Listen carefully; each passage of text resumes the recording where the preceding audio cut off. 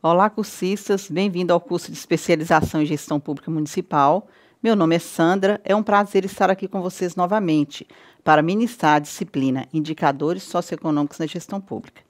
A disciplina está dividida em duas unidades.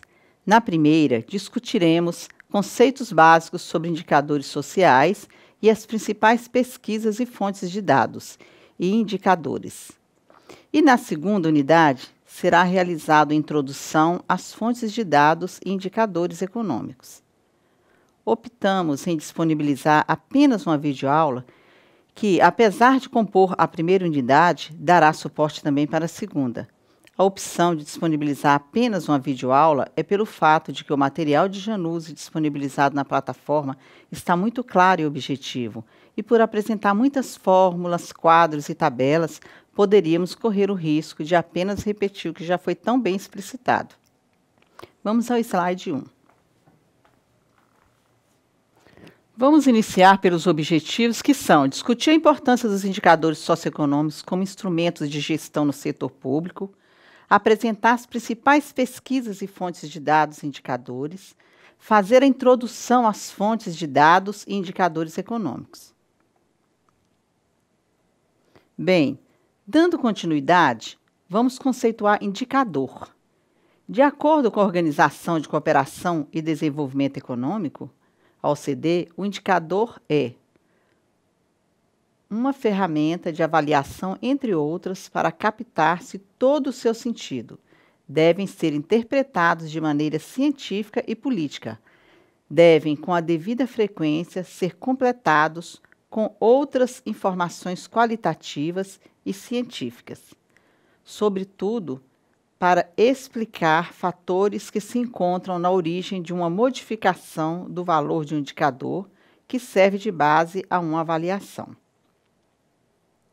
Ainda no mesmo documento, encontra-se outra definição de indicador, que é o parâmetro ou valor calculado a partir dos parâmetros, fornecendo indicadores sobre ou descrevendo o estado de um fenômeno, do meio ambiente ou de uma zona geográfica de uma amplitude superior às informações diretamente ligadas ao valor de um parâmetro.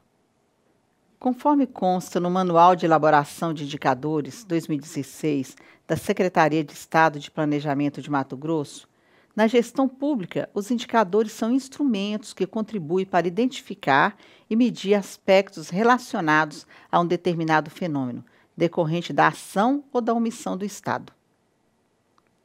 Indicadores são informações que permitem descrever, classificar, ordenar, comparar ou quantificar de maneira sistemática aspectos de uma realidade e que atendam às necessidades dos tomadores de decisões. Os indicadores são instrumentos de gestão essenciais nas atividades de monitoramento e avaliação das organizações, assim como seus projetos, programas e políticas, pois permitem acompanhar o alcance das metas, identificar avanços, melhorias de qualidade, correção de problemas, necessidade de mudança, etc.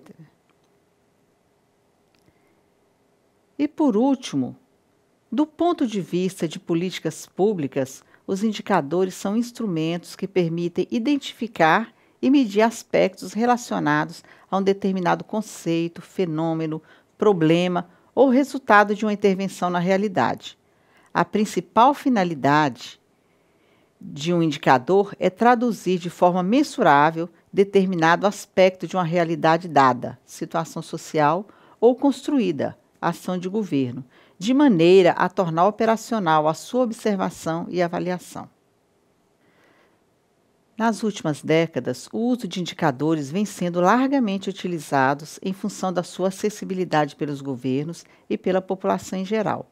A importância adquirida se deve principalmente ao seu uso pelos governantes para validar o uso de recursos, conhecer as áreas que demandam programas mais efetivos, conhecer as condições de vida e saúde da população de determinada área, conhecer as áreas de risco ambiental, entre outros. Assim, é visível a necessidade dos indicadores para subsidiar o planejamento dos gestores públicos, tanto na área social quanto política, econômica ou ambiental.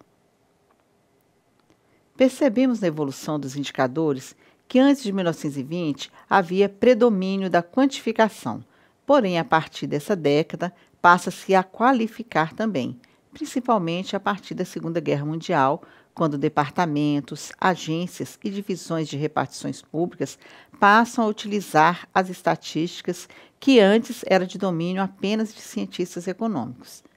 Vale lembrar que a importância de uma não elimina a outra. É necessário sempre quantificar e ou qualificar. Isso vai depender da necessidade e do objeto a ser estudado. Vivemos em um mundo que se transforma com muita rapidez, exigindo dos gestores metodologias que facilitem o entendimento de processos em que a margem de erro deve ser mínima.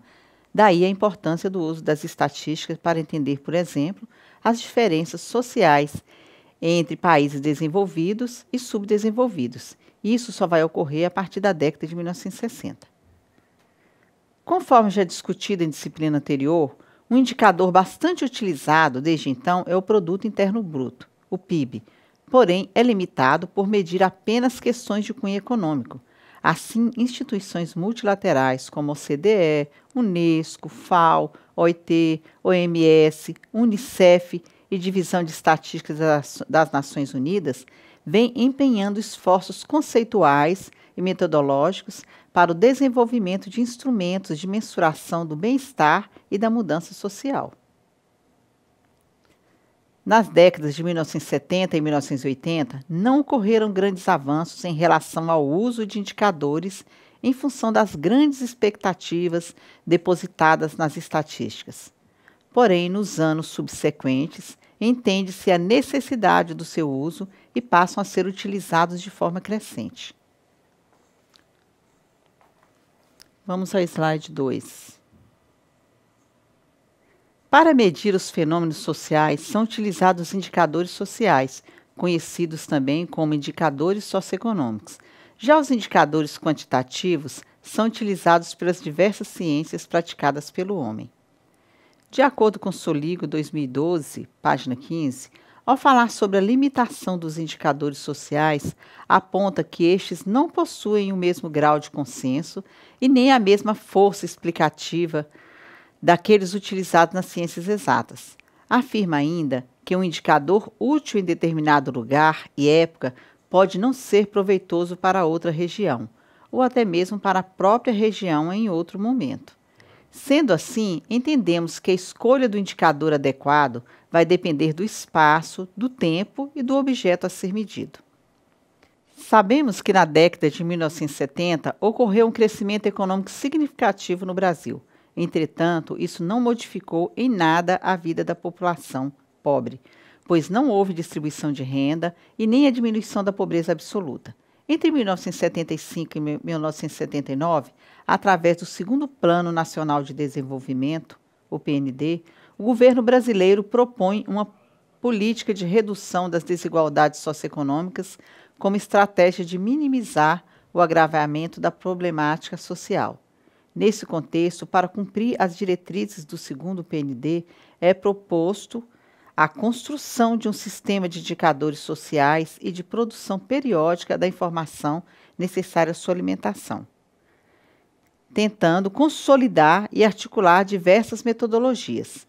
O objetivo dos indicadores sociais era o de fornecer elementos para a elaboração e acompanhamento do planejamento social, sendo que a prioridade seria dada aos indicadores destinados a medir as variações nos níveis de bem-estar material, em especial dos grupos que estavam em situação de pobreza absoluta.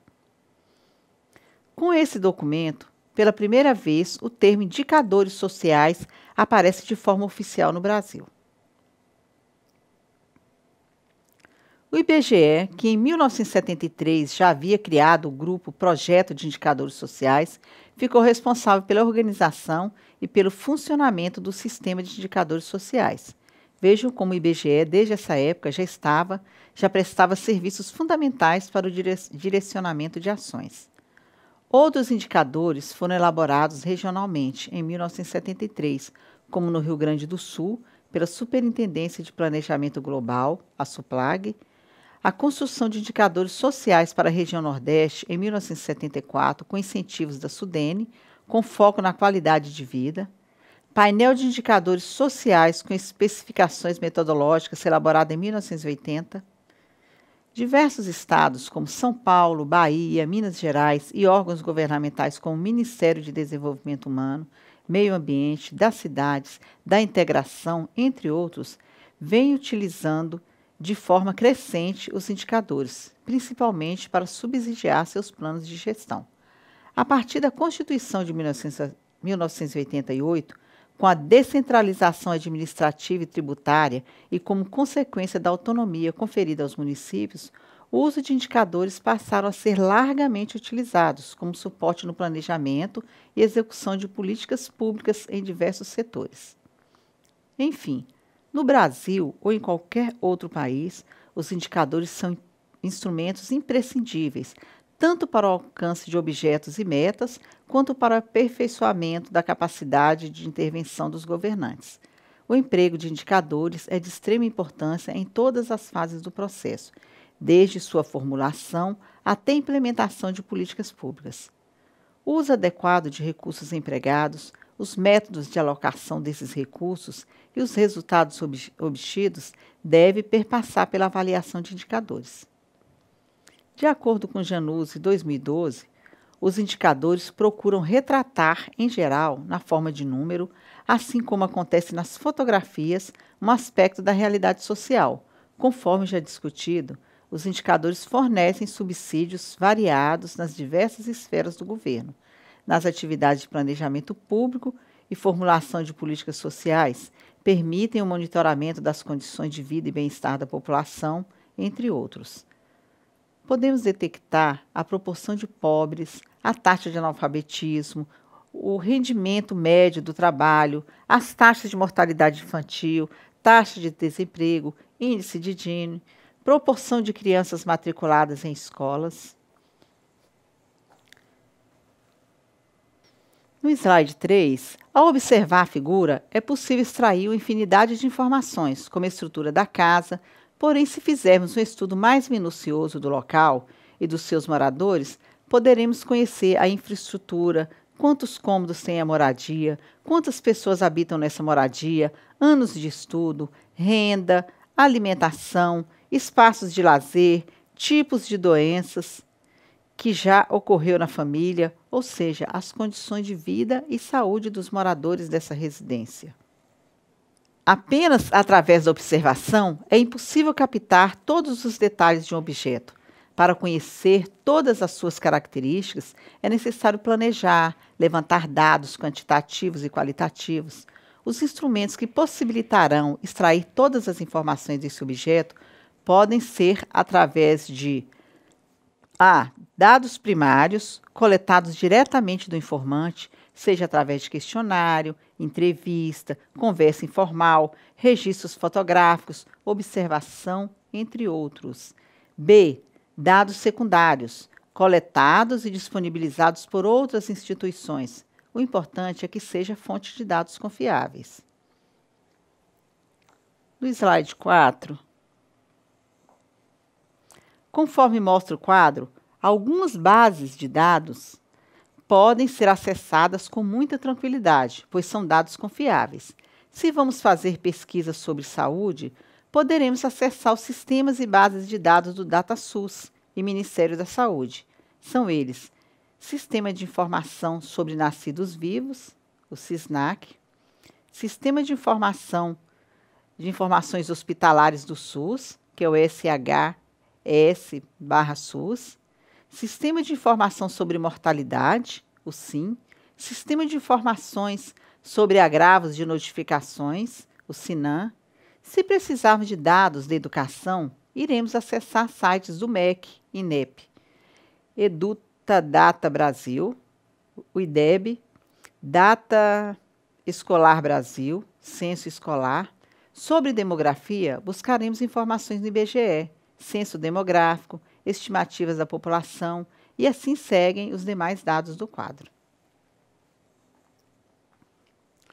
Januzzi diz que, ao elaborar diagnósticos socioeconômicos propositivos para programas públicos, são empregados indicadores de diversas áreas temáticas analíticas ou de atuação governamental.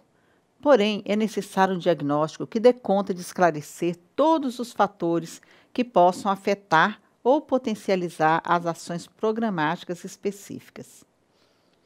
Afirma ainda que, em bons diagnósticos socioeconômicos, é comum observarmos o emprego de indicadores de saúde, educacionais, de mercado de trabalho, habitacionais, de indicadores de infraestrutura urbana e de indicadores de renda e desigualdade, e outros indicadores necessários para dar suporte à proposta de programas a serem implementados. Lembrando sempre que cada público-alvo de programas sociais apresenta suas especificidades. Assim, a condução do diagnóstico deve levar isso em consideração. Após a escolha dos indicadores sociais relevantes para a descrição das condições de vida de uma determinada área, é necessário buscar os dados em fontes seguras, conforme já discutido, ou mesmo produzir os dados necessários. A princípio, pode parecer bem complicado. Entretanto, ao seguir um planejamento, percebemos que não é tão difícil assim. Na figura do slide 5, já nos mostra como fazer o cálculo da mortalidade infantil. Basta multiplicar o número de óbitos de crianças com menos de 1 ano de idade por 1.000 e dividir pela quantidade de crianças nascidas vivas no ano de referência. O autor chama a atenção para os subregistros e os registros atrasados que podem não dar o resultado condizente para a tomada de decisão em relação aos programas e ações. Mas como medir os resultados no setor público? Como conhecer a qualidade dos bens e serviços entregues à sociedade? Vamos a um exemplo prático. Digamos que necessitássemos investigar os serviços oferecidos a pacientes com câncer em determinado município, microrregião, polo regional de saúde ou mesmo de um estado, para orientar ações futuras. É necessário conhecer primeiramente a demanda para direcionar essas ações. Assim, o primeiro passo é realizar o diagnóstico para conhecer essa demanda e as condições de acesso da população aos serviços de diagnóstico e tratamento do câncer nesse município, microrregião, etc. É preciso que conheçamos o local em estudo. Qual a área total a ser analisada?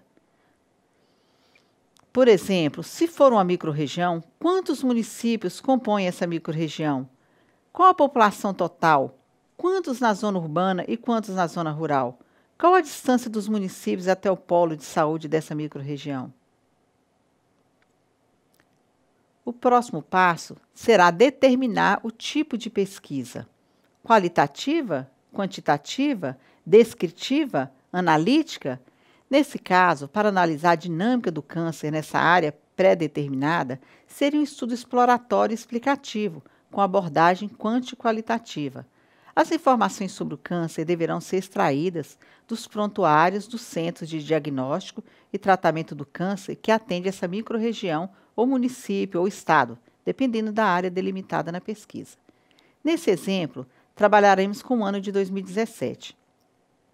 Após conhecer o município de maior incidência da doença, será realizado o trabalho de campo para análise da infraestrutura de serviços básicos nesses municípios, ou seja, das condições de acesso da população a esses centros de atendimento à população com câncer, além das condições socioeconômicas e culturais da população. Mas quem será incluído no estudo?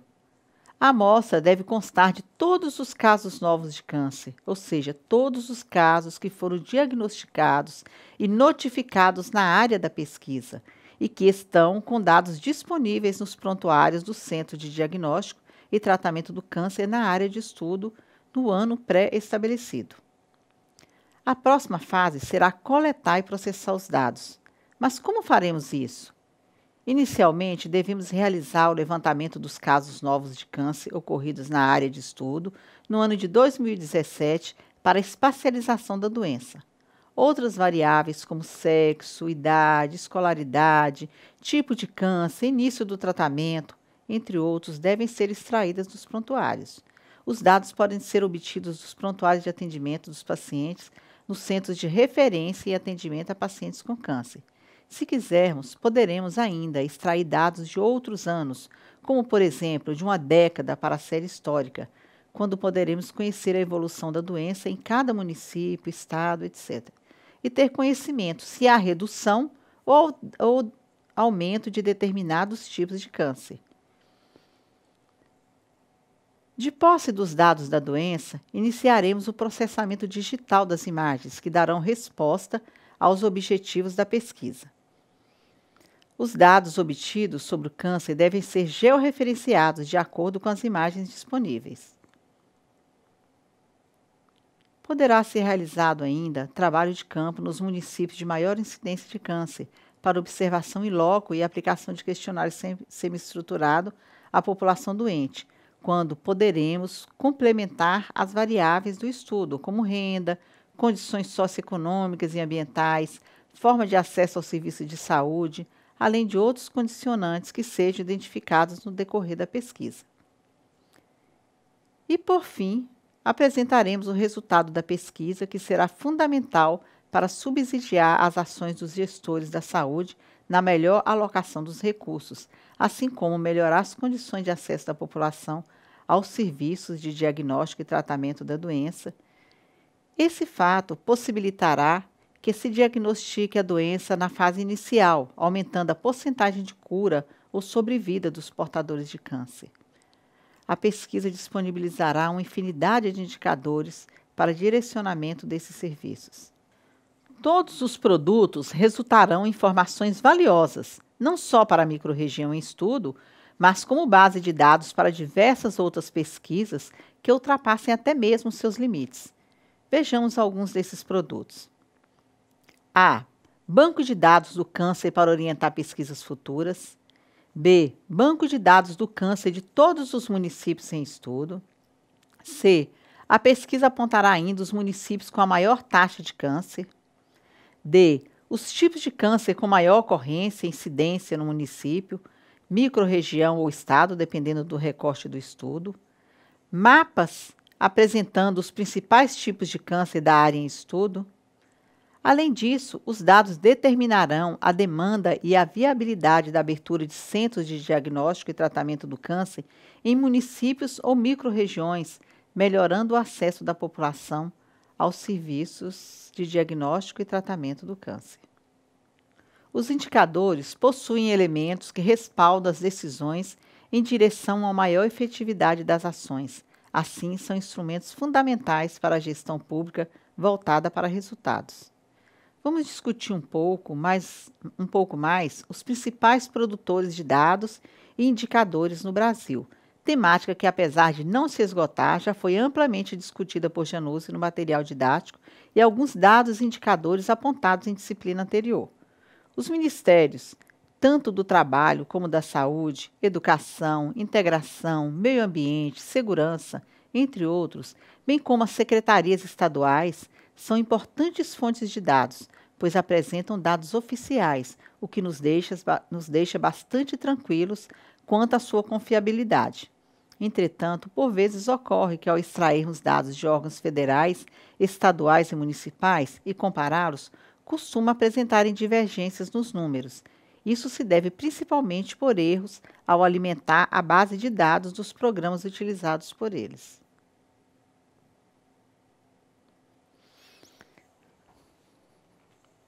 Vamos ao slide 6. Um dos principais produtores de dados no Brasil, conforme já apontado anteriormente, é o Instituto Brasileiro de Geografia e Estatística, o IBGE. Entre os objetivos de sua criação estavam a contagem da população em suas regiões para fins militares e fiscais. Além de apresentar informações necessárias à elaboração de indicadores de diagnóstico da realidade social e quantificar a demanda de bens e serviços públicos e privados. Slide 7. Atualmente, os resultados dos censos demográficos do IBGE são apresentados em publicações organizadas em vários volumes e vêm apresentando os domicílios, as características gerais da população, além de dados sobre migração e deslocamento populacional. Podem ser consultadas também no sítio do IBGE, www.ibge.gov.br, informações mais específicas, Por exemplo, no sistema IBGE de recuperação automática, o SIDRA, www.sidra.ibge.gov.br. Neste site, poderemos encontrar indicadores de trabalho e rendimento, agropecuária, indústria, comércio, serviços, índices, preços e custos e os sistemas de contas nacionais trimestrais. Podemos acessar ainda dados populacionais, como censo demográfico, estatísticas de registros civis, estimativas da população, pesquisa de orçamentos familiares, pesquisa nacional de saúde, pesquisa nacional de saneamento básico, pesquisa de assistência médico-sanitária, pesquisa nacional de saúde do escolar, pesquisa nacional por amostra de domicílio, o famoso PNAD. Sobre a economia, há dados da indústria, serviços, agropecuária, comércio, inovação e empreendedorismo, sistema de contas nacionais, cadastro central de empresas, entre outros. Sabemos da importância do censo demográfico em um país onde a produção regular e organização de informação em nível municipal ainda é incipiente, pois é um dos poucos levantamentos que permitem atualizar de forma abrangente, confiável e comparável, de 10 em 10 anos, os diagnósticos socioeconômicos dos municípios, de seus distritos e bairros. Entretanto, sabemos que 10 anos é um tempo muito longo, ocorrendo mudanças significativas em vários setores.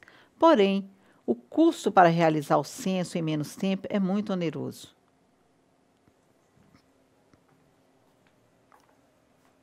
A partir das divisões territoriais criadas pelo IBGE por ocasião dos censos, setores censitários, foi possível obter informações por bairro, como a média de moradores por domicílio, sexo, índice de envelhecimento e diversas outras informações com um recorte menor. A Pesquisa Nacional por Amostra de Domicílio, PNAD, é uma pesquisa realizada em domicílios brasileiros a partir de uma amostra com o objetivo de fornecer informações básicas para estudos socioeconômicos e fornecer dados para indicadores sobre trabalho e rendimento. A seguir, são apresentados os principais indicadores produzidos com base na PNAD. A. População residente segundo o sexo e os grupos de idade. B. Taxa de desocupação. C. Taxa de atividade. D. Nível da ocupação. E. Taxa de analfabetismo segundo os grupos de idade e o sexo. F. Pessoas de 14 anos ou mais segundo a condição de ocupação. G. Pessoas ocupadas na semana de referência segundo o sexo e os grupos de anos de estudo. H. População residente segundo a naturalidade em relação à unidade da federação e ao município de residência. I. Rendimento médio mensal per capita dos domicílios. O Instituto de Pesquisa Econômica Aplicada, o IPEA, é uma fundação pública federal vinculada ao Ministério de Planejamento, Desenvolvimento e Gestão. Produz dados para subsidiar políticas públicas e programas de desenvolvimento brasileiros. Diversas fundações estaduais apresentam grande importância na produção de dados e indicadores. Por exemplo, a Fundação Sistema Estadual de Análise de Dados, o SEAD, a Fundação João Pinheiro, Fundação Getúlio Vargas, a Fiocruz, entre outros. Conforme já apontado, os ministérios são importantes fontes de pesquisa. Nas suas páginas podem ser acessados principalmente os indicadores sociais relacionados à saúde, educação, assistência social e trabalho. O Ministério do Trabalho e Emprego, por exemplo, disponibiliza informações sobre remuneração e aumento ou diminuição dos empregos formais nos diversos setores, entre outros. A Relação Anual de Informações Sociais, a RAIS, e o Cadastro Geral de Empregados e Desempregados, CAGED, são instrumentos essenciais para alimentar o banco de dados do Ministério do Trabalho. O Ministério do Desenvolvimento Social e Combate à Fome, MDS, é outra importante fonte de dados para quem deseja analisar indicadores sociais. O cadastro das pessoas e famílias de baixa renda ou em situação de risco ou vulnerabilidade, o CadÚnico, dados sobre o Bolsa Família, o benefício de prestação continuada, registro de serviços, entre outros.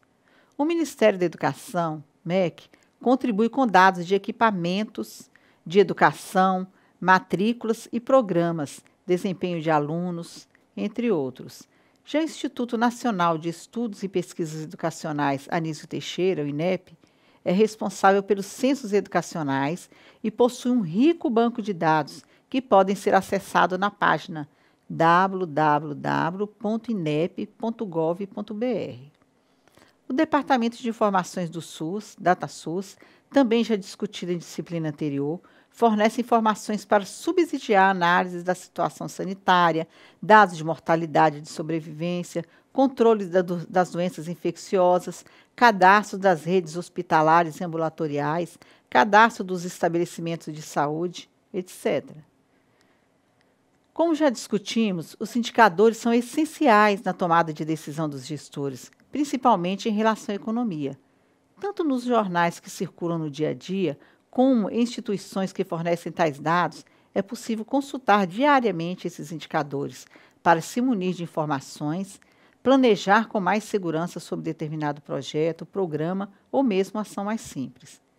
É comum o acesso à informação sobre taxa de inflação, produção industrial, previsão de safra agrícola, vendas no comércio, taxa de inadimplência, valor das ações na Bolsa de Valores. Todos esses indicadores são importantíssimos para sanar ou diminuir a margem de erro em qualquer projeto. É comum classificar os dados e indicadores econômicos da seguinte forma: as conjunturais, que referem-se a eventos cíclicos, ou seja, uma situação não duradoura, e os estruturais, referem-se a mudanças mais lentas, representando características mais consolidadas da economia. Januzzi destaca que os indicadores também se referem às distintas esferas de produção ou transação, indicadores da indústria, comércio e agropecuária, a eventos no fluxo de circulação, indicadores de produção, de vendas ou consumo, e a unidades de medidas, unidades físicas, unidades monetárias, dimensão macro ou micro do processo econômico, taxa de crescimento do PIB, taxa de crescimento de um ramo industrial específico, por exemplo, e natureza da fonte originária dos dados, dados de registro administrativo, de ministérios, de associações patronais, estatísticas de pesquisa amostral. Os indicadores podem ser classificados ainda em antecedentes e em consequentes. Enquanto o primeiro diz respeito à antecipação de tendências, o segundo se refere aos desdobramentos da tomada de decisões do governo quanto à política econômica ou de agentes privados. Outra classificação possível são os indicadores de expectativas, que são reveladores do grau de confiança de investidores, empresários ou consumidores no desempenho da economia. E, em contraposição, os indicadores da economia real, referente à produção física, número de desempregados, etc. Passemos a apresentar os principais produtores de informação econômica. Como mostra a tabela do slide 11, os principais produtores de dados econômicos na esfera pública são IBGE, Ministério da Fazenda, do Desenvolvimento, do Trabalho, Banco Nacional de Desenvolvimento Econômico e Social, o BNDES, e Banco Central. Outras instituições não públicas também são importantes na produção de dados, entre elas a Fundação Getúlio Vargas, as confederações patronais, CNI, Fiesp, FEComércio, as associações e sindicatos patronais, a Anfavea, Sindipeças, Eletros, a BPO, os grupos editoriais especializados, a Gazeta, Mercantil, Exame, Valor e o SEBRAE, os boletins conjunturais mensais ou trimestrais, boletim de conjuntura do IPEA. Mas o que é um boletim de conjuntura econômica? É um documento que apresenta informações da economia nacional e internacional, indicando a situação atual e suas tendências, expressos sob a forma de números, índices, taxas, variações mensais ou taxas dessazonalizadas. No slide 13, um exemplo de boletim de conjuntura é o da Secretaria de Política Econômica do Ministério da Fazenda. Este apresenta um condensado de informações a partir de dados primários de outras fontes. O boletim de 9 de março de 2018, por exemplo, traz dados importantes sobre nível de atividade, mercado de trabalho, preços, mercado monetário, financeiro e cambial, política fiscal, setor externo e economia. Outro exemplo é o Boletim de Conjuntura do IPEA, que apresenta previsões macroeconômicas para 2017 e 2018. As previsões de produto potencial feitas com base no cenário para 2018 mostram que, mesmo com a aceleração do crescimento, o PIB ainda chegaria ao final do período abaixo do seu potencial, o que corrobora o cenário de inflação abaixo da meta no ano que vem. O boletim de conjuntura do IPEA mostra também a taxa de desocupação. O gráfico indica que a taxa de desocupação apresentou redução de 13,7% na taxa de desocupação no último trimestre, encerrado em outubro, sendo a 7ª redução consecutiva, o que mostra uma reação positiva do mercado de trabalho.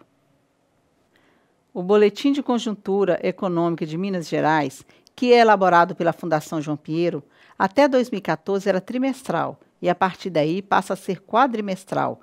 Apresenta estatísticas sobre agropecuária, indústria, comércio e serviços, comércio internacional, finanças públicas, emprego, desemprego e rendimentos do trabalho. Conforme já bastante discutido, o IBGE é o principal instituto de estatísticas brasileiro. As suas principais pesquisas econômicas trazem informações sobre o comércio, indústria, construção civil e serviços através de pesquisa amostral. O IBGE, a partir de 1960, implanta uma série de pesquisas econômicas conjunturais, constituindo um sistema de contas nacionais. Essas são reestruturadas nos anos 1990 e teve ampliação das áreas de coleta e das regiões de divulgação das estatísticas. Este sistema é a síntese das estatísticas do país, desmembradas por atividade econômica e por setor institucional. São divulgados através de relatórios trimestrais, estimativas conjunturais e relatórios consolidados anuais, que se diferenciam pela precisão, escopo e desagregação setorial e geográfica das estatísticas econômicas.